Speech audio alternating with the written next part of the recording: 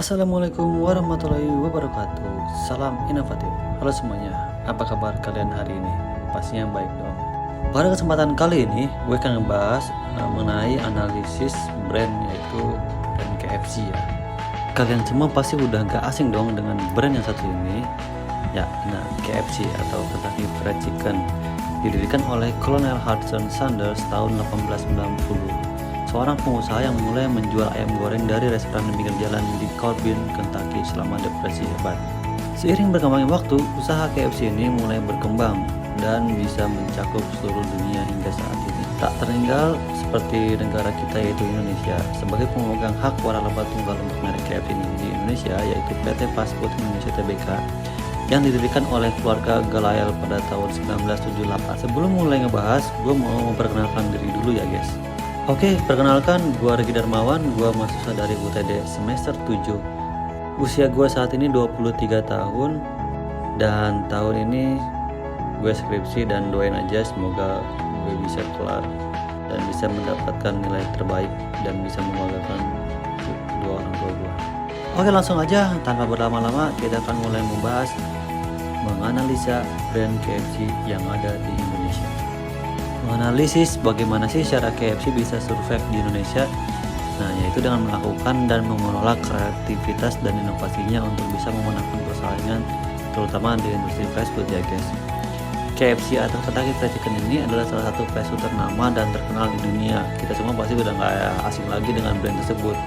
Di sini gue akan menganalisis bagaimana brand KFC ini bisa survive dan bisa memenangkan persaingan bisnis khususnya di industri fast food ini guys, yang ada di Indonesia dengan mengelola kreativitas dan inovasinya. Nah, apa sih inovasi bisnis itu? Nah, inovasi itu adalah syarat mutlak. Inovasi itu bisa jadi roh atau jiwa dari sebuah perusahaan ya, apalagi kalau perusahaan itu udah eksis. Apalagi kalau perusahaan itu udah menjadi perusahaan nomor satu atau memiliki brand kuat. Tanpa inovasi, perusahaan nggak akan bisa survive gitu. Perusahaan itu nggak ada rohnya gitu, tanpa jiwa maka akan mati gitu. Atau dapat dikatakan nggak bisa ngebuat apa-apa. Nah, inovasi itu adalah bentuk dari kreativitas.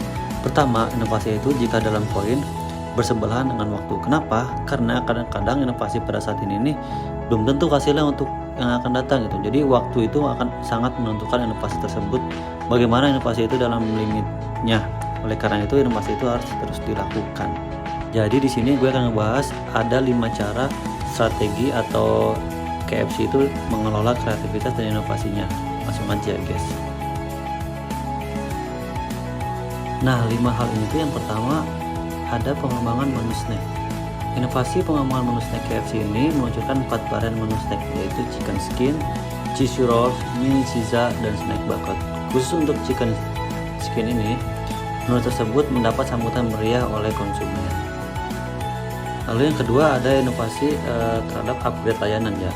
Inovasi terhadap layanan, jadi KFC ini telah menghadirkan konsep self-service terminal di beberapa gerai. Konsep ini memungkinkan konsumen untuk dapat memesan dengan cepat tanpa harus mengantri. Masih terkait layanan era digital, mengubah perilaku belanja konsumen KFC, membuat mereka lebih senang melakukan pembelian dan transaksi dalam suatu proses. Pembayaran pun dapat dilakukan secara langsung yaitu online ataupun melalui dompet digital. Lalu yang ketiga ada kerjasama dengan pihak ketiga. Bekerja sama dengan pihak ketiga ini dari tren digital di atas, KFC pun bisa bergerak cepat. Saat ini KFC telah bekerja sama dengan beberapa pihak ketiga yang menyediakan layanan pembayaran non tunai.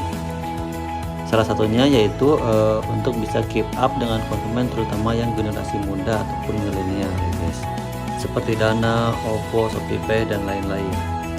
Lalu yang keempat ada memonitoring gerai-gerai di KFC. Jadi memonitoring gerai-gerai ini, KFC memiliki bagian quality assurance dan marketing di tingkat regional yang membantu memastikan produk dan layanan KFC selalu sama kualitasnya saat diterima oleh konsumen. Dan yang kelima ataupun yang terakhir yaitu mengembangkan program marketing. Mengembangkan berbagai program marketing jadi sebagai contoh agar target sales dapat terrealisasi di seluruh Indonesia. Tim marketing KFC ini mengembangkan berbagai program local store marketing yang berbeda-beda di tiap wilayah yang sesuai dengan behavior pasarnya. Nah, lalu apa sih proses komersialisasi itu? Nah, dapat diartikan bahwa maksudnya teknologi yang dikembangkan itu sedemikian rupa sehingga mencapai suatu titik di mana teknologi tersebut bisa diaplikasikan pada suatu kegiatan produksi atau konsumsi yang menghasilkan keuntungan bagi inventornya guys. Lalu ada difusi inovasi, yang itu sebenarnya teori ya guys, yang merupakan teori ngebahas bagaimana ide atau gagasan baru dan teknologi tersebar dalam suatu kebudayaan. Menurut Wiryadmadja 1983, proses adopsi inovasi teknologi ini merupakan suatu proses penerimaan terhadap hal-hal baru. Proses yang terjadi hanya dapat dilihat dari tingkah laku individu yang bersangkutan. Inovasi hijau adalah usaha yang dilakukan pada industri yang dapat dilakukan dari segala aspek dan dikembangkan secara berkelanjutan seiring perkembangannya ditinjau dari aspek lingkungan guys. Inovasi terbuka adalah suatu proses di mana orang-orang mencari dan mengkomersialisasikan ide-ide inovatif yang berasal dari luar organisasi. Tujuan dari inovasi terbuka ini adalah untuk menciptakan kolaborasi yang erat dalam penelitian dan pengembangan desain dan pengembangan produk baru dan pengenalan pasar dengan pihak-pihak yang akan berbagi kepentingan bisnis perusahaan dalam kolaborasi tersebut. Lalu ada contoh UMKM yang berhasil menciptakan inovasi di era saat ini guys, yaitu Rocknex 19.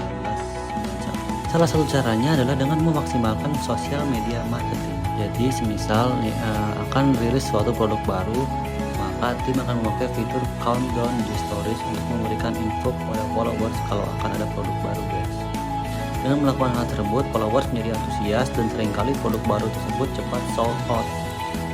Dengan peningkatan minat beli produk, channel yang paling baik itu adalah Instagram. Selain banyak fitur yang bisa digunakan, kita bisa memaksimalkan konten yang kita unggah. Kalau minat beli itu fokusnya ke produk yang kita jual, jadi sebisa mungkin kita sajikan visual yang bagus ke audiens. Untuk menghasilkan visual yang bagus artinya melalui hasil foto yang bagus dan pemilihan model yang sesuai ya guys.